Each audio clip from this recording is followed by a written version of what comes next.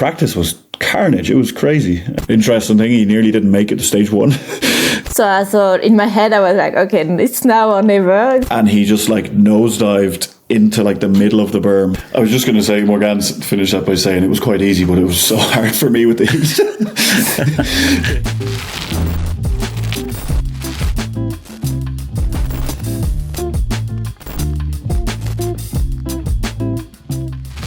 Okay, we're here after the second block of Enduro racing has wrapped up. We're joined by Greg Callaghan and Morgane Charre again. Greg, how's things with you? You've had a little bit of time to process things and get some recovery in by now, eh? Yeah, all good.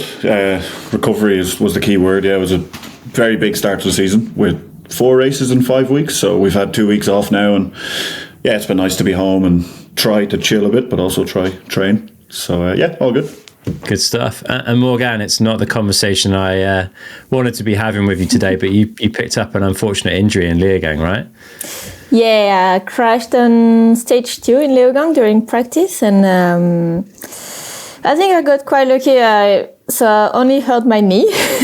I got a big impact and I couldn't breathe straight away, but then it's only my knee that is still painful, and so I got some checks straight away, which was really good. I got some X-rays and MRI. So nothing's broken.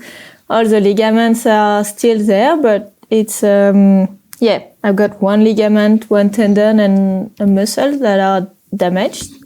And it was, it went pretty big, really swollen.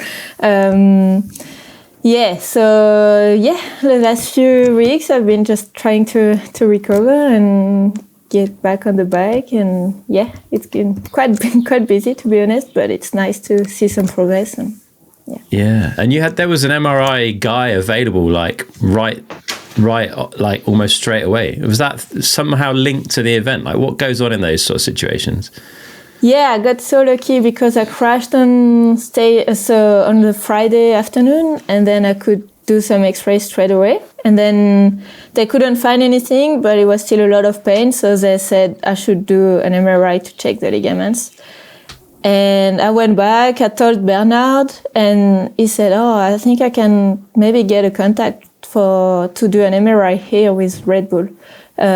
So he gave me a phone number at like 7:30 in the evening on the Friday. So I didn't know if I should call. It felt like a bit late to call someone at that time. So I didn't know. And then we called him. And the guy was so nice, and he gave me an appointment for the next day, so Saturday morning at 7:30 a.m. In Capron, so 45 minutes drive from Leogang.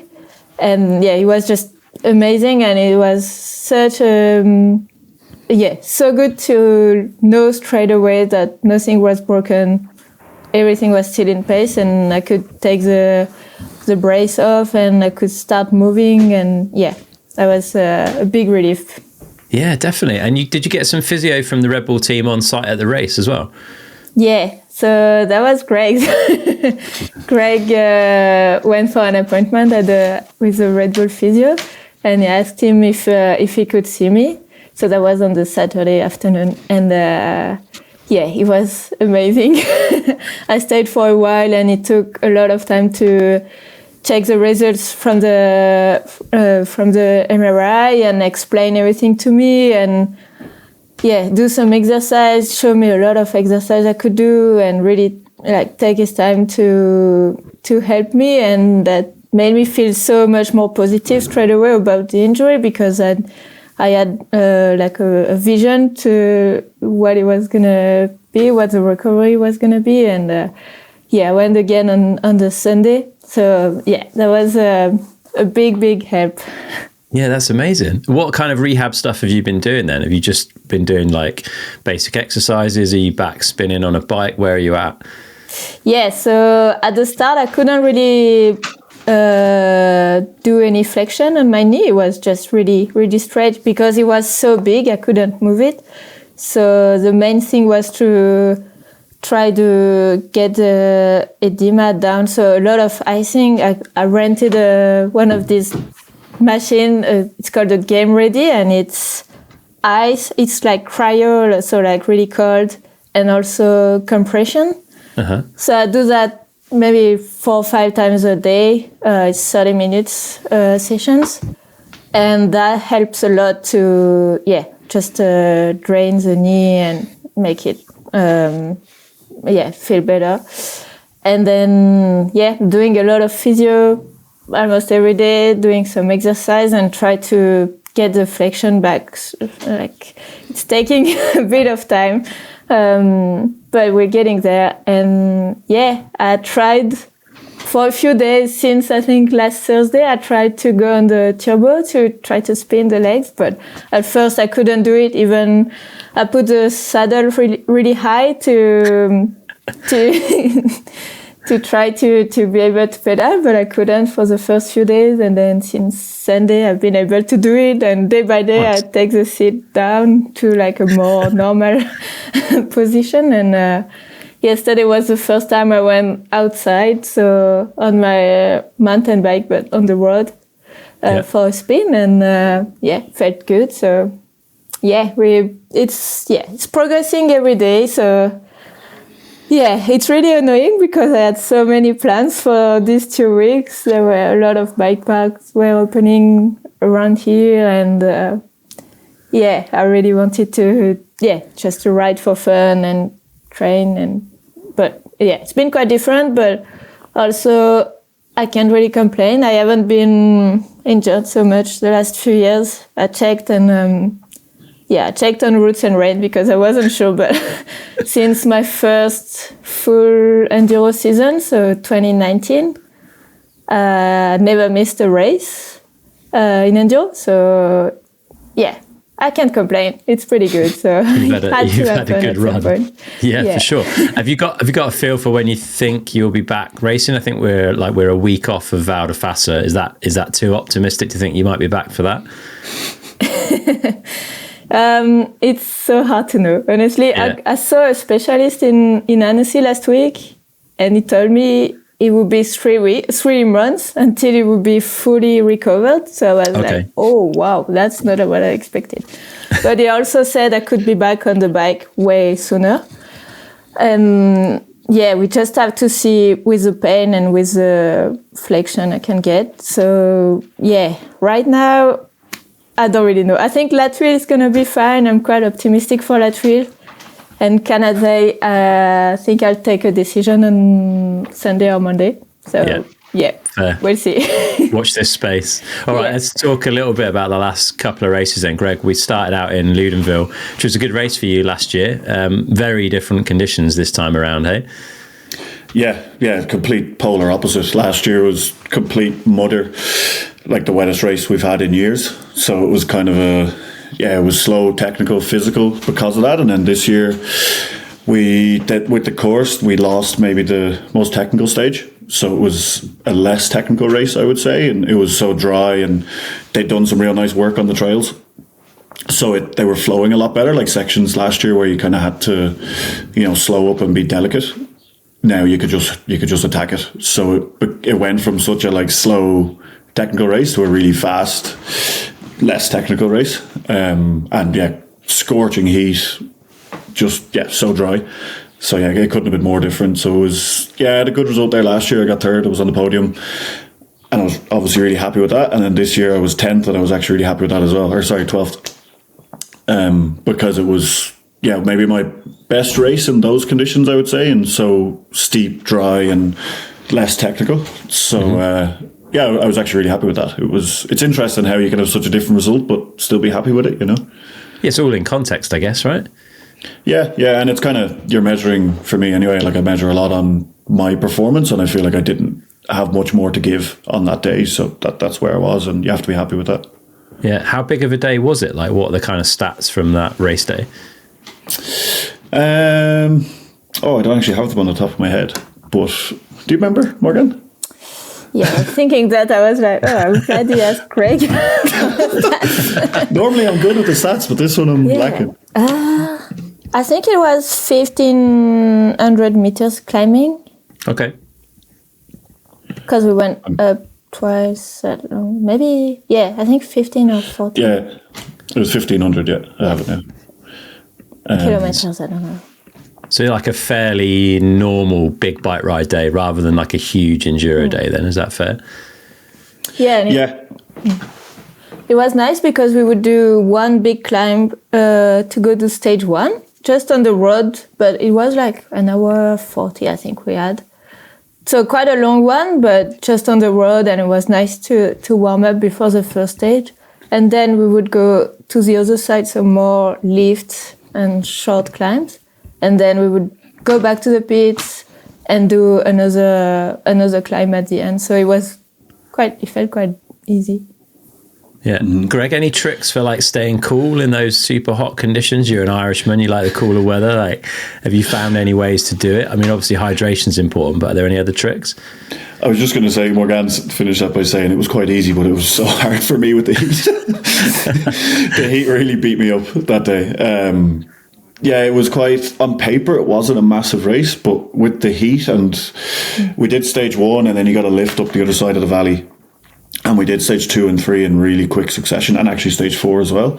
So it felt so intense, like you didn't have a whole lot of time to recover between efforts. And for me with the heat, like I wasn't recovering so well as well. So it felt a lot harder than it probably looked on paper for me, at least. I think in terms of managing the heat, it's trying to stay out of the sun, drink, hydrate with electrolytes, and try get your body temperature down as much as you can. So like in the pits, I had a cold towel that any time I was there, I was putting that on my head. And yeah, it's just trying to manage those things. But I think sometimes when it's so hot, like you can't avoid it completely, you know? Yeah. Is there benefit, do you think, to having like more team infrastructure down in the pits on days like that with like ice vests and things ready for you? Or are we talking very small marginal gains? No, for sure, it does help. Yeah, I think so. I think if you can be well set up with that stuff ready to go, it definitely, if you go into the pits for 5 minutes or whatever, if in that 5 minutes you can really get your temperature down, it definitely has a pretty big effect on how you're going to recover. Yeah. And Morgane, talk us through your experience in Loudenvielle. How was the race for you? Yeah, it was really good. All week it felt so nice because we were just coming back from Poland, or we had maybe a week off. But then Poland was so cold, and then at home it was really cold as well in the week in between. And then Loudenvielle just felt so warm and sunny and nice. So all week I was really enjoying it and went for a spin, and you're just in t-shirt, and I like being warm more than being cold. So yeah, felt good. And the race, it went pretty good for me. I had a lot of fun. I think the tracks in the dries, I just, I don't know if they suit me the best for a really good result. I think I get some good result in the mud, but I really enjoy it. I really like riding in the dry when you can trust your bike and have a lot of confidence down the track. So yeah, I had a lot of fun. I had a good stage, good first stage. Stage 2 was a bit more difficult for me. It was like really high speed bike park at the start, and then a long climb on a fry road, and then really fast in the grass, and some really techy tight corners at the end. So I think I lost a bit of time on that one to Ella. Ella, I think she won the first and second stage, and then third stage was really short, and technical was so nice in the fresh loamy dirt, really nice. So I won that one. And then I can't remember exactly, but I was around 10 seconds back from Ella.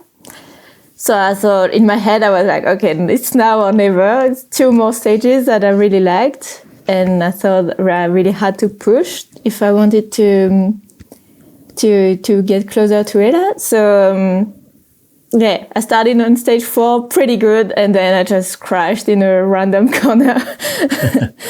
Went over the bar and put my seat up when I was crashing, and lost my water bottle. So a bit of a nightmare, but no injuries. Kept going down, and I lost a bit of time on that one, so I was maybe around 15 seconds back. And the last stage, that's my favorite. I love that stage, and it's quite a long one.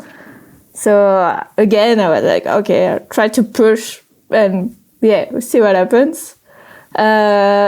But then, I had a little mechanical and on the last stage, and I lost some air in my front tire.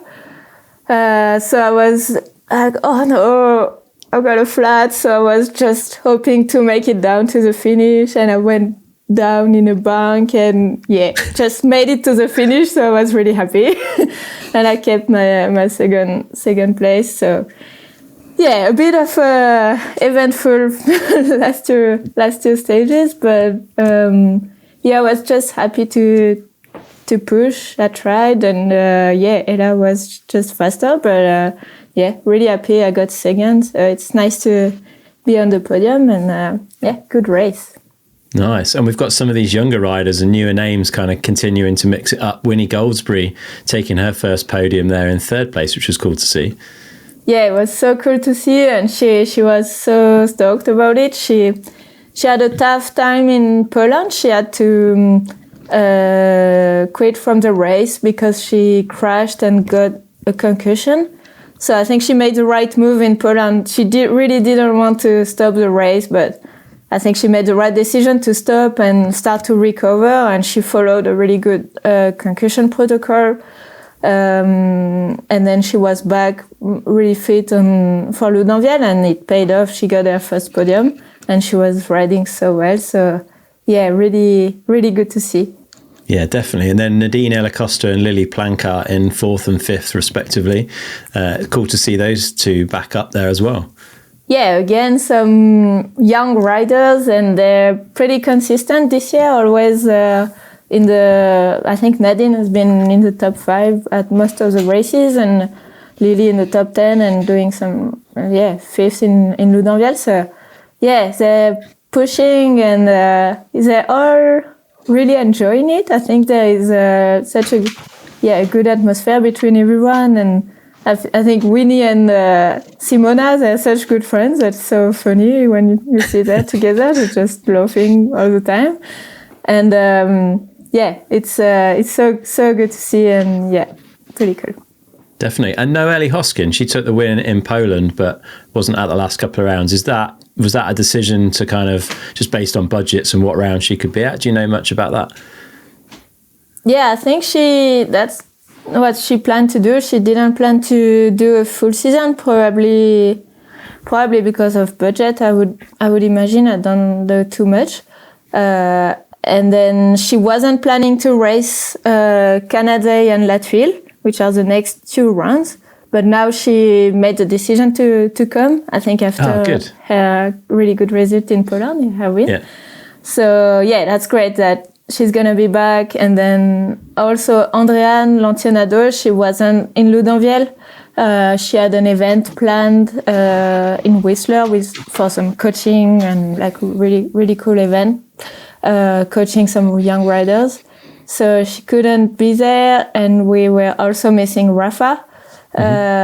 She dislocated her shoulder before the last stage in Poland, so I think she was still recovering. But now I think everyone's going to be there in Canada. Maybe not me, but we'll see. But it would be nice to see all the field competing again. Definitely, it will be for sure. And then in the men's race, Greg, it was a pretty dominant performance from your man Dan Booker again, eh?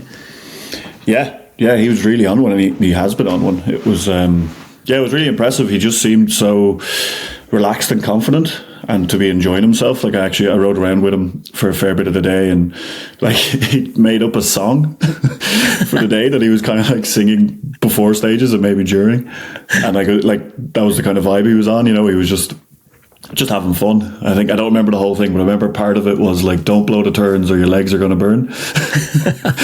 Like we were like singing that in the start gate for stage 2. So it was cool to see, and he kind of dominated the first 4 stages. So he knew on stage 5 he had some margin, and he said to himself that if he was going to have a good run, he'd do something cool on the finish jump, and he did a kind of sketchy bridge jump into the finish. Like you sprint into it, you're pretty cooked by the time you get there, so you just want to clear it, land and get to the finish line. And he like boosted it and did a big toboggan over it, which was a pretty sick way to come in and win the race, and he won the stage as well. So Yeah, he did it in style for sure. Yeah, good stuff. And interesting to see that the sponsors have got their logos on his jersey this time around. He was like unbranded with that first win, and then suddenly the sponsors have got in and thrown some logos on that kit. Yeah, exactly. They'd be happy with that. They got the logos on the jersey, and he put it straight on the top of the podium. So yeah, it was a job well impressive. done. Yeah, for such a laid back guy, like he just, like you say, he seems to be able to have fun and make it work. Shows the raw talent of the guy, I guess. Yeah, and I think he is laid back, but he's also super focused as well. Like, spent some time with him so far this year, and like we walked the track with him in Leogang, and like he's really, really on it. And he'd been in Leogang, he was watching the GoPros from Charlie's race there before, and he knew exactly, even before we'd walked the tracks, he knew exactly what the tracks were and what lines he wanted to see. And I think a lot more goes into it than is on the surface, So it's it's not no fluke or coincidence that he's having these results. It's a reflection of the work he's putting in. Impressive stuff. Yeah, it's cool to get a little behind the scenes peek into what Dan's been up to. And was it Loudenvielle where Jack Moore had a hugie? Yeah, that was quite scary. So he'd stage one, I think he was like 7th on stage one, and he was a bit confused by that. He wanted more from it. And then stage 2 was really high speed track. It was kind of bike parky, but it had some like really good support in places and big compressions and some jumps, and one of those tracks that you're going to have to go beyond your comfort zone to be competitive. And like before it, we were all a bit like, oh, this is going to be hectic, And then Jack was behind me in the running order that day, and like I got to the finish, and I was doing an interview at the finish line, and then Slav crossed the line, and I was like, oh no, we've lost Jack. And normally when someone's missing, you kind of, obviously part of you is afraid there's been a crash, but normally you'd be like, oh, maybe it's a puncture mechanical. But that one, it was just like, no, that's probably a big one. Like if something has happened, and Slav hadn't even seen him on the track because he was down the hill. So Slav didn't even know he was missing. And we had no news. And then he finished the stage like 7 minutes late or something. So we knew at least he was healthy. Yeah. He was, back on his bike. And at first I think they thought like he completely smashed his hip, but he got an x-ray and it was all clear, and he managed to recover and be back on the bike in Leogang. So he really got away with it, because like the videos on his Instagram of the crash, and it was massive and a really high speed impact, so it could have been a season ender for sure. So it was really good that he managed to come out of that one relatively unscathed. For sure. It's good to see him back on it. And then Alex Rudeau and Slavomir Lukacic take 2nd and 3rd. No huge surprises there, like very consistent riders that you expect to see at the top of the timesheets these days.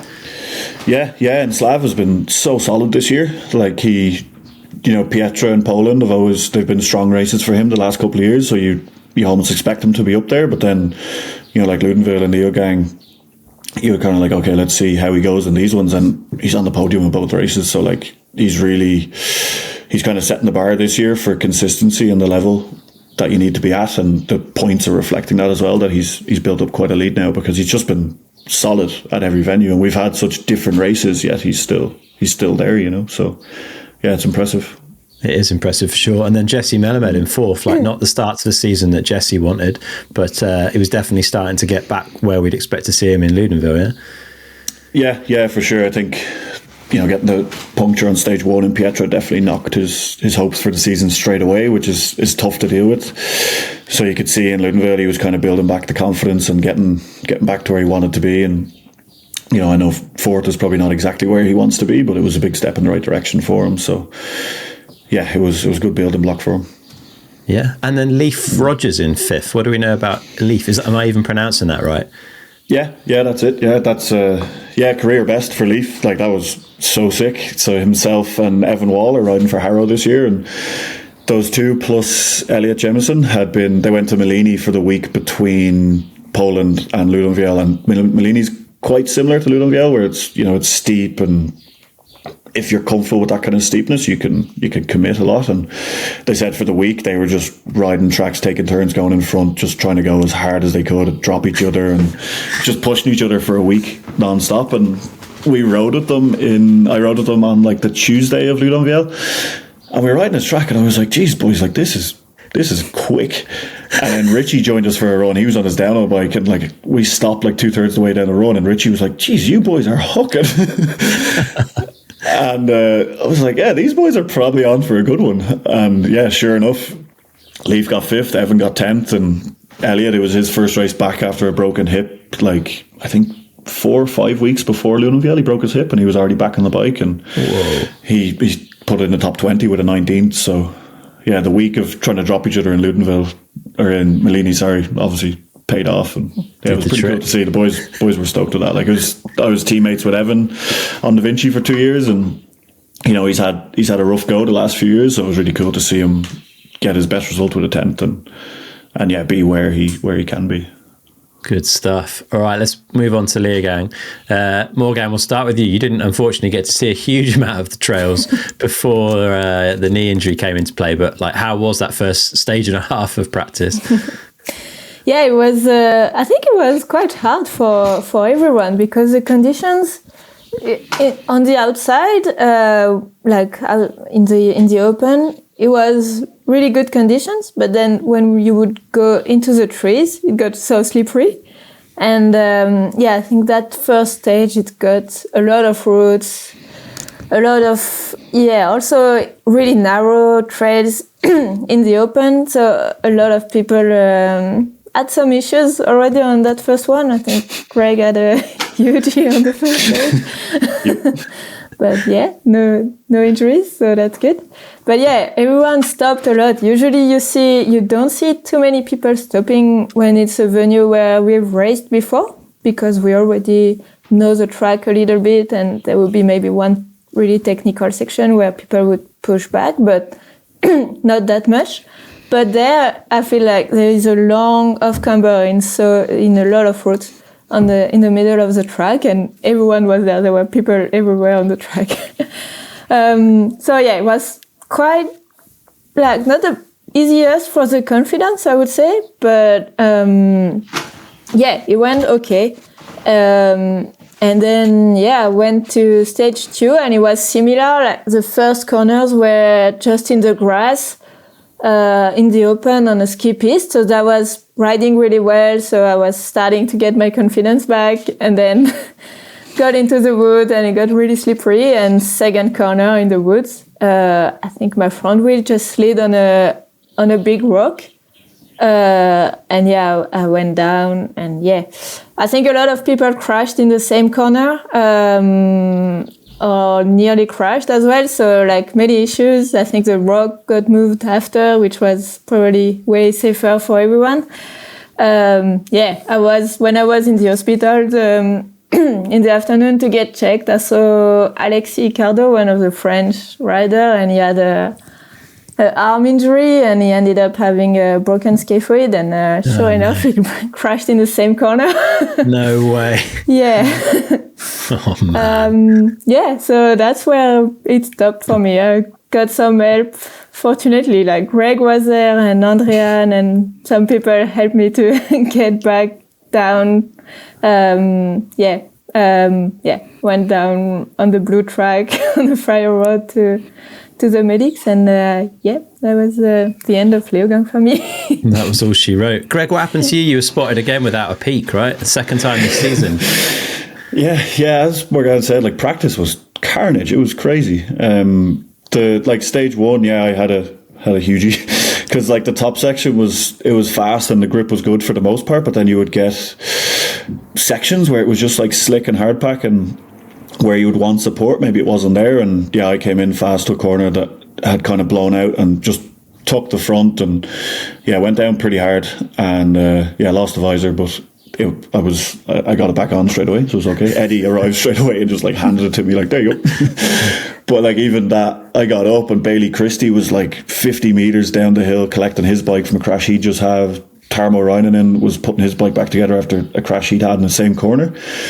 So we all gathered ourselves, carried on, and I saw Jesse sitting on the ground. He just had a hugie, roll down, stop in a route section. Jesse comes down, another hugie. That was actually his third one.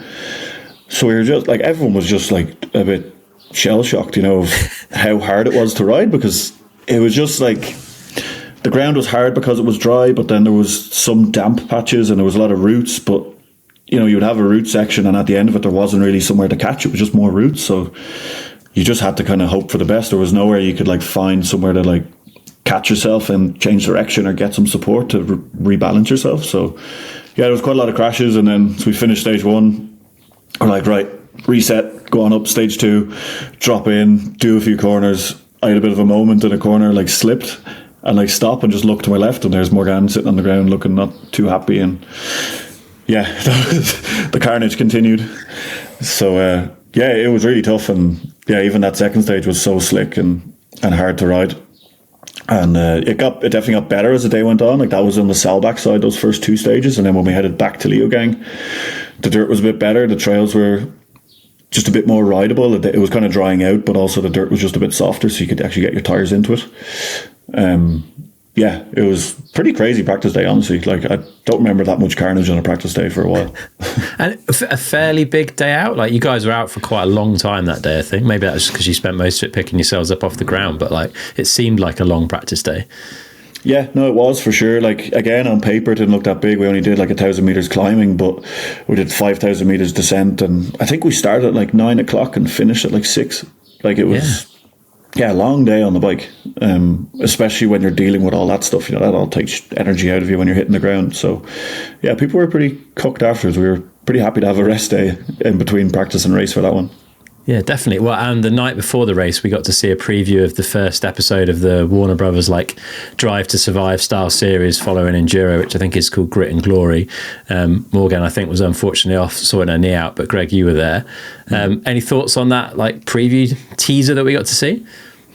Yeah, it was cool. I mean, it was definitely a teaser, and it wasn't the final episode, but it was cool to get an insight into what they're working on and what they have planned. And yeah, for sure, like as we said before, there's so many stories in Enduro, and this is going to be a great way to get those stories across and show them and show the characters as well behind the racing. So it definitely gave a good insight to that, and I think a lot of us have given feedback and they're keen for feedback, so it's going to evolve into before when it will come out in August. So yeah, it was really cool, and it's quite exciting to see what else is going to come from it. And I think it's fair to say, Greg, you were doing the rain dance that evening as well. Like, why did you want more water to come onto those trails? Yeah, like I wasn't the only one, because yeah, as I say, like in practice the conditions were quite mixed, and because it was so dry, the ground was really hard, so you couldn't really get your tires into it, and you had potential to go fast because you were getting these dry sections into damp sections.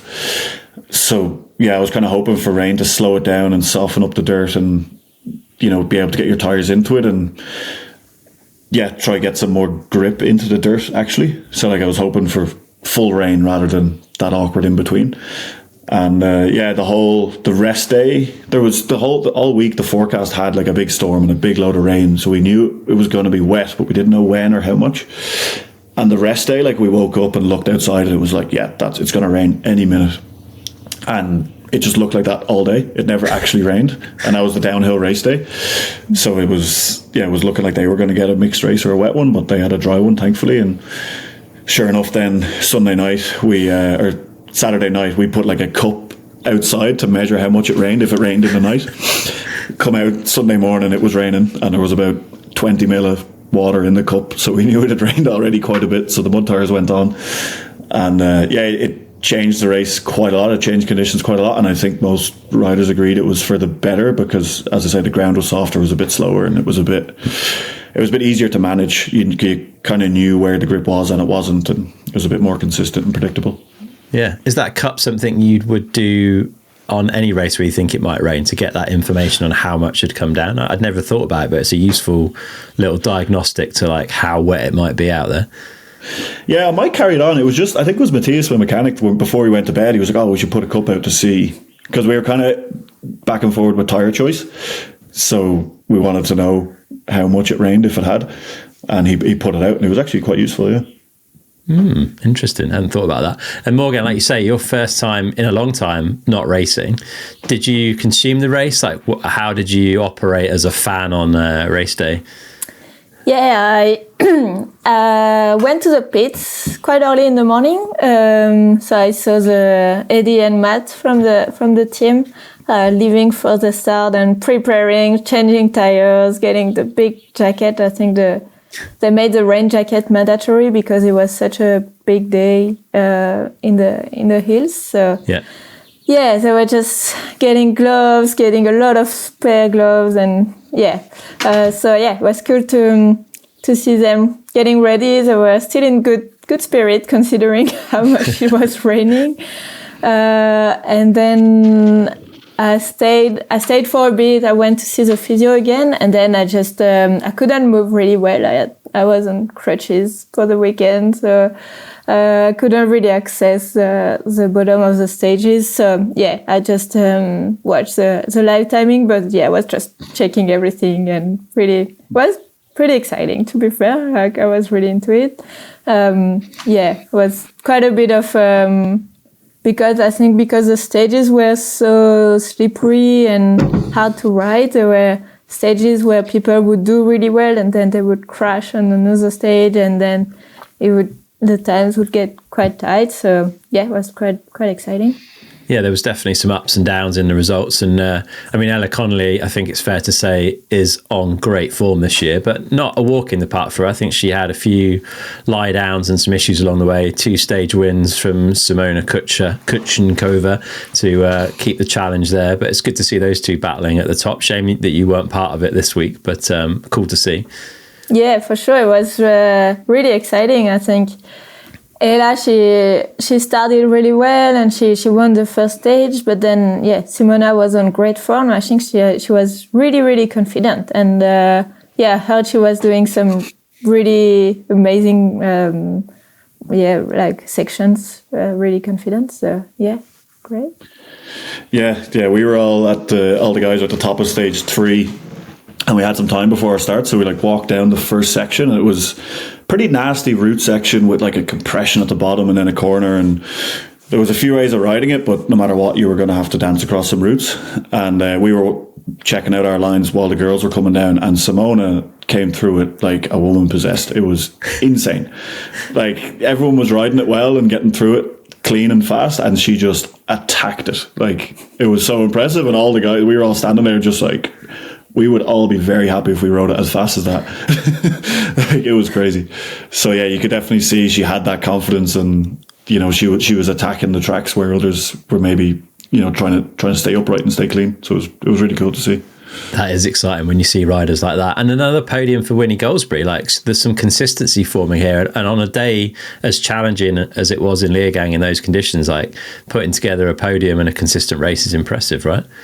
Yeah, for sure. It's so impressive. And as you said, especially when you're really young like this, I think you tend to crash more and to just attack quite a lot and then maybe crash more. But both Simona and Winnie, they probably had some crashes, but they just kept going, and they were really fast. It ended up being quite tight. I think Ella won by 16 seconds.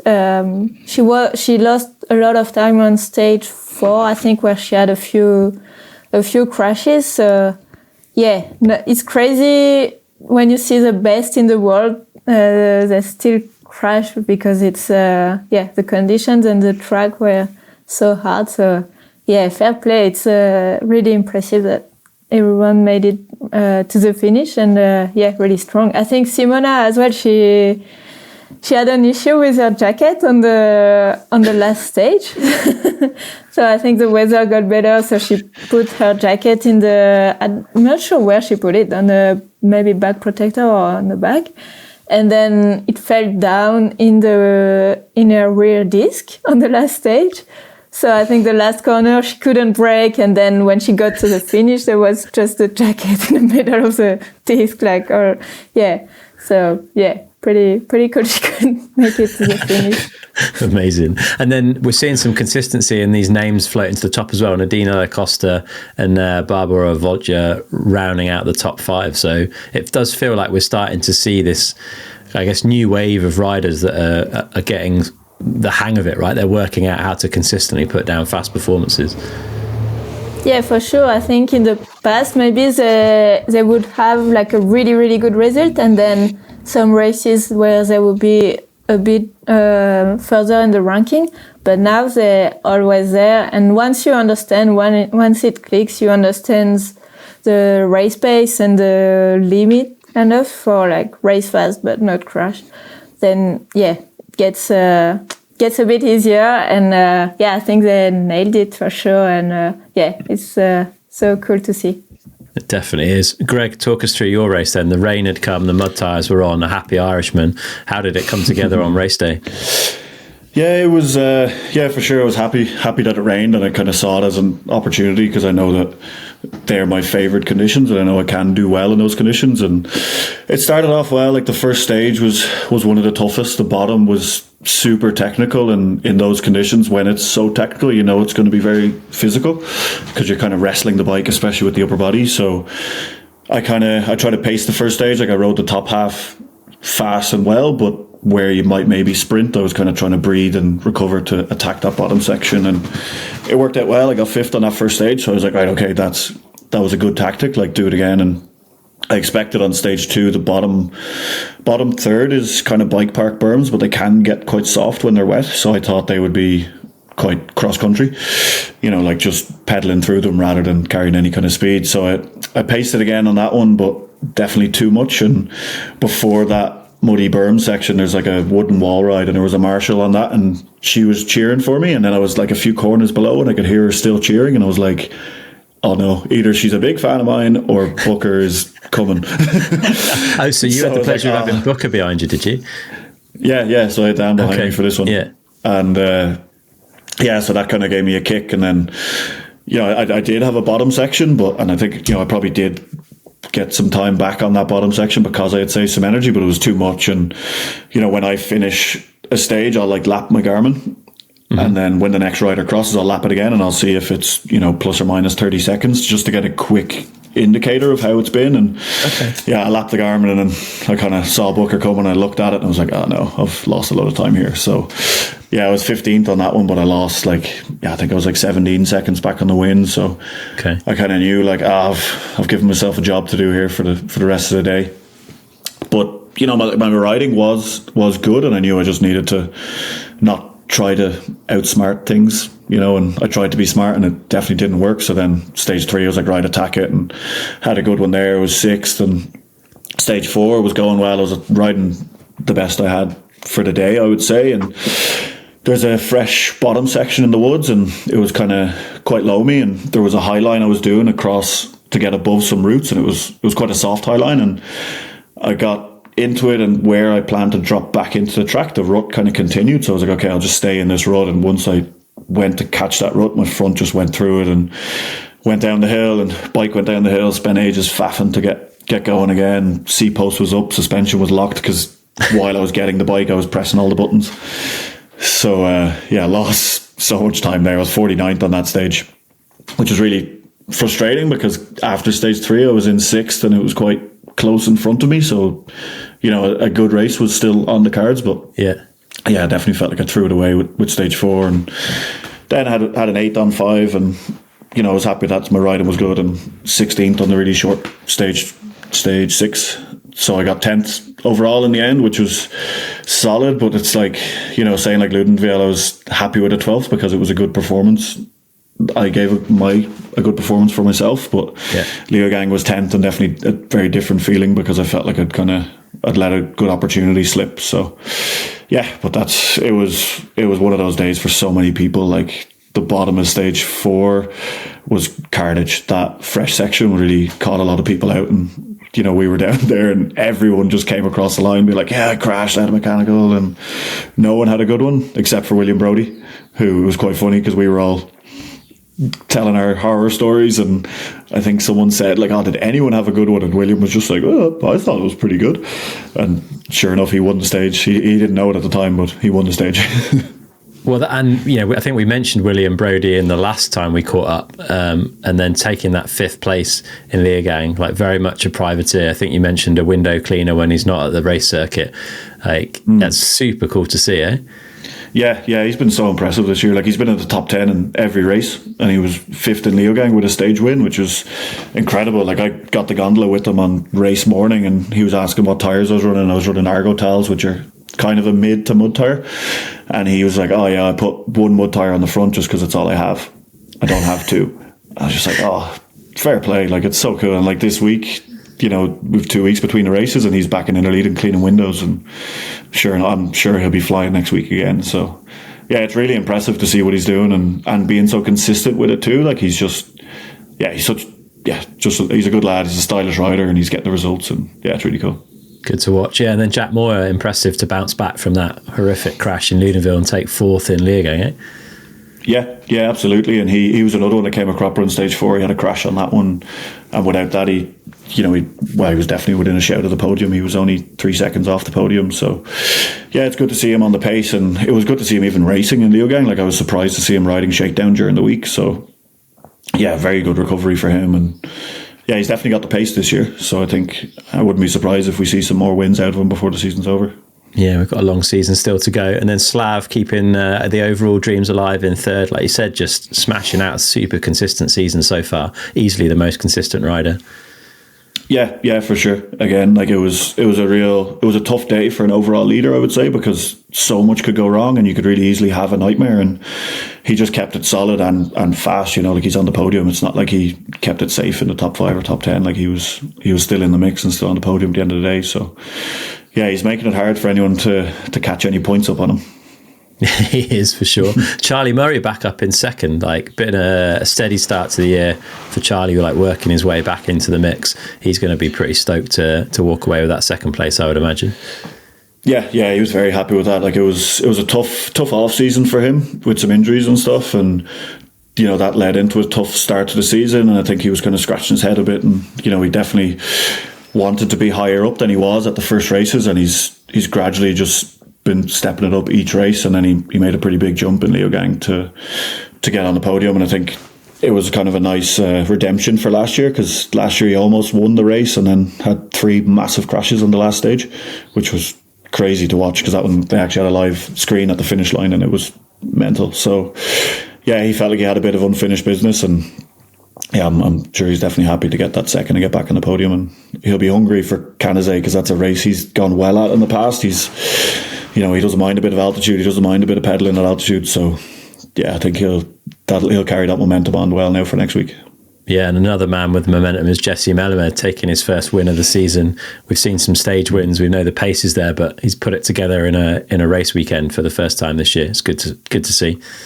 Yeah, very cool to see. Especially, as I say, like he had a really tough practice day and like 3 massive crashes on the first stage, and he was struggling for sure. Like a lot of us, he was really struggling, and yeah, he definitely turned it around on race day, which was really cool. And interesting thing, he nearly didn't make it to stage 1 because on the liaison we'd do we'd ride across the Selbach and then do a flow trail descent down into Selbach, and we were riding this flow trail all together, and he was in a couple of riders in front of me in the train, and like the way the track went, you could do a berm to berm gap. And he went for it, but the berm he was looking to land on was like super steep, and he just like nosedived into like the middle of the berm, and about a foot to the left of where he landed was like a big hole for a drain. So he just did this like Ronnie Mac into like the middle of a berm right beside a drain, and like rode it out. And yeah, all of us were like, oh my God. So like it was nearly a hugie. So yeah, he got the heart rate up before stage 1 anyway. He was definitely feeling ready for it by the time he dropped into the stage.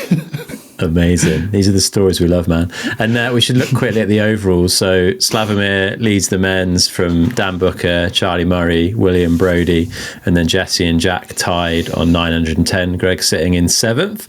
And then in the women's, Ella leads from Simona Kuchenkova, Morgane in 3rd, Nadine Elacosta in 4th, and Winnie Goldsbury in 5th. So talk a little bit about the season so far. I guess we had the opening round in Pietra. It was a 2-day event, standalone, like no other events to steal the limelight, I guess. We've now had like 3 races that have been combined with either downhill or both downhill and cross country, and we've gone back to the single day events.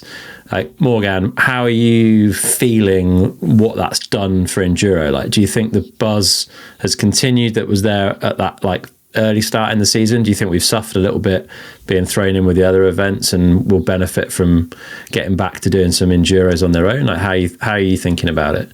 Yeah, I think Pietra was really, really good for Enduro. There was start of the season, a lot of excitement, a lot of positivity about the 2-day races.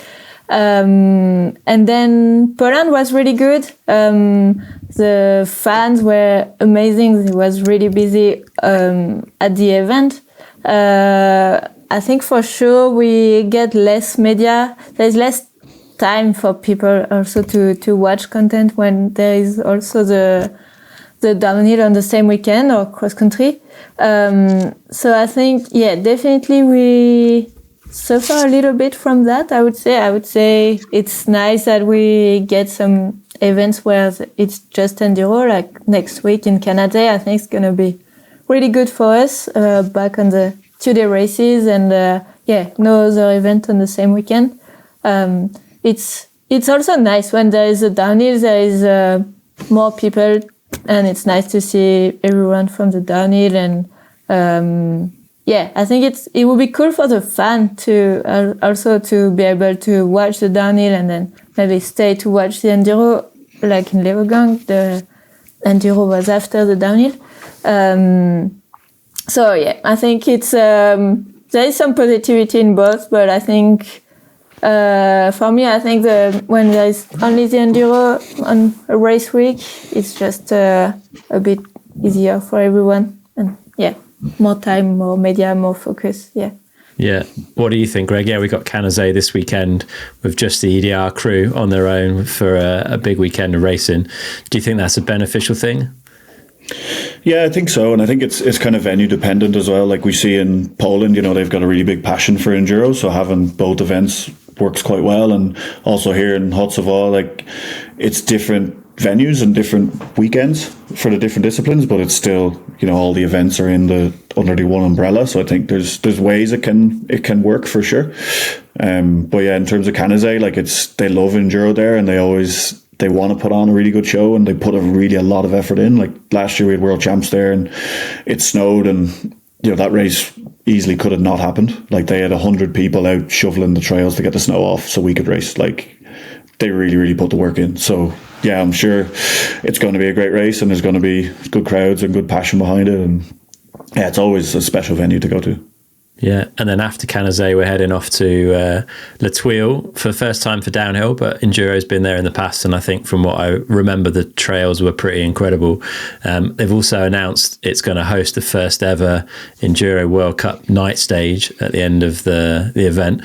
Morgane, any thoughts on night stages? Have you done any night racing? Like, where are you at on that one?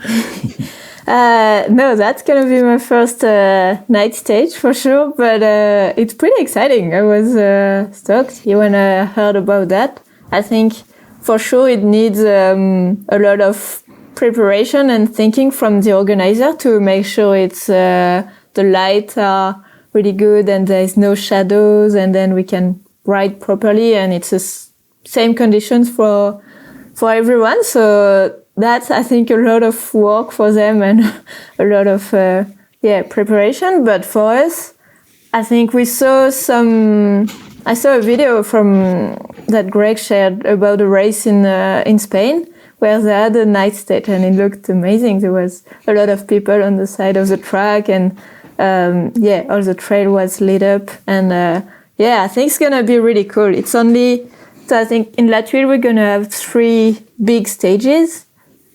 I assume because it's such big mountains, and it's only 3 stages before the night stage. So I guess they're gonna be pretty big. So the race is gonna be, I think the result's gonna be on this stage probably, most of it, and then the last stage is only a short one, probably I heard maybe 500 or 600 meters.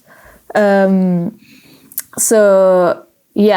don't think it's gonna play a huge part in the overall result of the stage.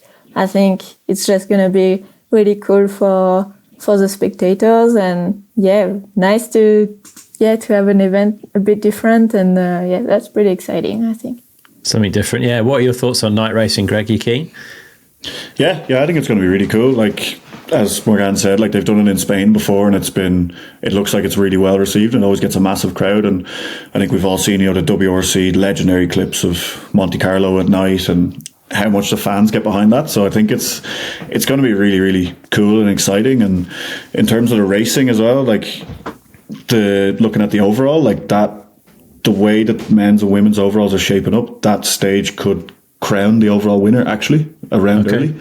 Because looking at like the women's, Ella has 490 points in the lead now, and it's 400 for a win.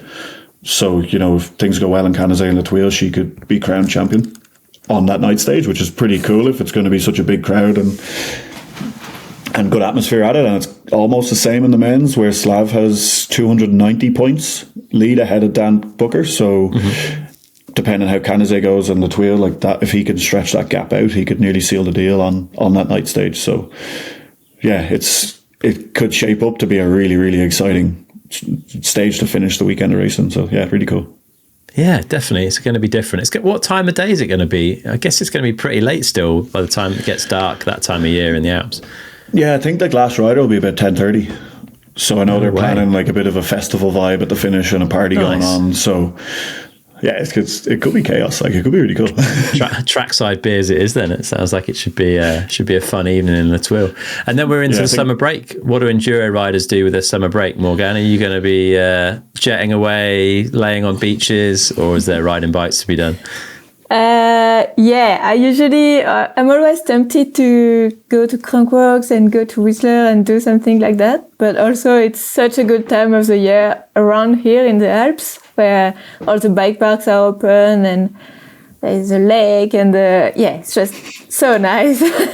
So I think I'll try to stay around here. Probably, I don't know. I don't think I'll really want to do a beach holiday. Because I haven't been riding in 2 weeks and I'm already annoyed. You'll be on the bike all day, every day. I think I'm gonna be on the bike quite a lot, and just ride with. I think a big break like this, you got time to recover, get a few days off, and then ride for fun with friends and stuff like that. You got time to test if you want. And also do a proper training block. So that's I think that's really, really cool. And I'm pretty looking forward to it. Hopefully some good riding. Good. What about you, Greg? Yeah, pretty similar. I moved out to the Alps last winter. So this is my first summer living close to bike parks and close to lifts. And that is very, very exciting.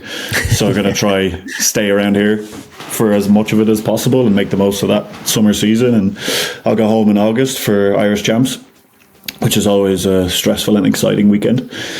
So looking forward to that. But probably, living somewhere now that I used to go on holidays. So try to do holidays from home. That's pretty special. Yeah. Did I notice a steering damper on your bike in Leogang? Yeah, we'd actually put it on the training bike for me to try the last couple of weeks. So I hadn't actually tried it. I didn't use it in Leogang, and I've tried it a little bit the last couple of weeks because I was using a mass damper. I had that in Poland, and I've been kind of taking it on and off depending on different. Is that the Unpack one? No, it's the countercycle one. Okay, right, the external. Yeah. Mm-hmm. And I've been really liking that, so then that made me curious about the steering damper. Okay. So I've been giving that a try, and it's interesting. I think it definitely works well on tracks and you're attacking hard, but when, like in Enduro, we make so many like micro adjustments and do so much steering, rather than when a track and there's good support, you're kind of leaning to corner, whereas we do quite a lot of actual steering around slow technical stuff. So it does kind of inhibit that a little bit, but I think I need to spend more time on it and find the sweet spot as well of where, because you can adjust the steering damper of how much it works, trying to find where's a nice place for it. Yeah. And how would you describe what the mass damper's doing for you?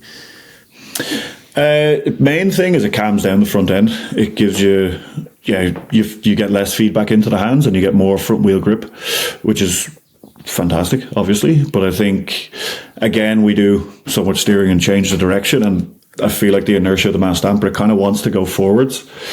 And when you're trying to do a lot of micro adjustment turning, you're kind of going against it and you need to pull it around. So it makes the bike feel a bit more sluggish on that stuff. So yeah, like as I say, I used it in Poland and it was great there because it's a lot of small to medium bumps and not so much cornering compared to other stuff. Whereas like Loudenvielle, for example, it's not very rough and there's so many corners. So I didn't use it there.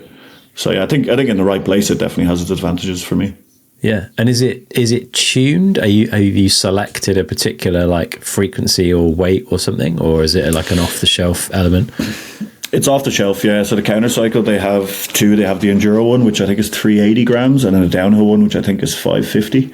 So Okay. I'm using the Enduro one. And yeah, I found that a good fit. Interesting stuff. Well, thank you both for hopping on to catch up on the second block of the season. There's still plenty more racing to go, and it's going to be interesting to see how that all unfolds.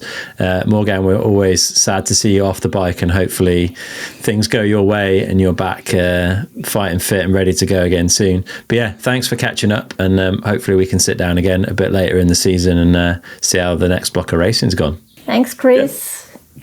Yeah, thanks for having us. It's always good to chat racing. I love it. So yeah, thanks for having us, and thanks for listening to everyone out there.